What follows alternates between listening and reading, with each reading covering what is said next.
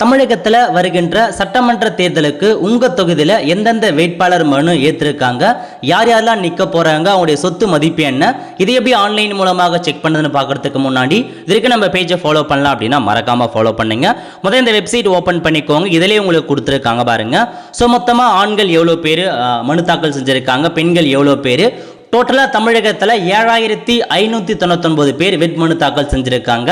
அதில் 2460 பேரோட மனு ரிஜெக்ட் பண்ணியிருக்காங்க. 4618 பேரோட மனு ஏற்றிருக்காங்க. ஸோ தமிழகத்தில் 4618 வேட்பாளர்கள் இருக்காங்க. அதில் 521 பேர் வித்ரா பண்ணிட்டாங்க. இப்போ உங்கள் சட்டமன்ற தொகுதியில் யார் யாரெல்லாம் வேட்பாளராக இருக்காங்க நீங்கள் தெரிஞ்சுக்க இல்லை எல்லா 234 தொகுதிக்கான இன்ஃபர்மேஷன் கொடுத்துருக்காங்க. ஜஸ்ட் உங்கள் தொகுதி எதுவோ அதை நீங்கள் கிளிக் பண்ணீங்க அப்படின்னா அந்த தொகுதியில் யார் யாரெல்லாம் நிற்கிறாங்க அதுக்கான டீட்டெயில்ஸ் என்ன அப்படின்றத நீங்கள் தெரிஞ்சுக்கலாங்க. இதிலே கொடுத்துருக்காங்க பாருங்க.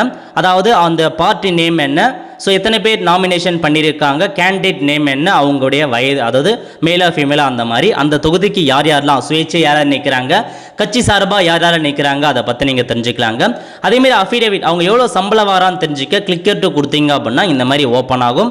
ஸோ இதில் போயிட்டு ஸ்டேட் தமிழ்நாடு கொடுத்துட்டு சிங்கிள் ஃபேஸ் ஹைட் பண்ணிட்டு உங்கள் தொகுதியை என்டர் பண்ணிட்டு ஃபில்டர் கொடுத்தீங்க அப்படின்னா உங்கள் தொகுதியில் யார் யாரெல்லாம் இருக்காங்க, லிஸ்ட் ஆஃப் கேண்டிடேட், அவங்க ஃபோட்டோ, பெயர் என்ன, அவங்களது ஸ்டேட்டஸ் அக்செப்டா ரிஜெக்டா, அவங்க மனு ரிஜெக்டான்னு கொடுத்துருப்பாங்க.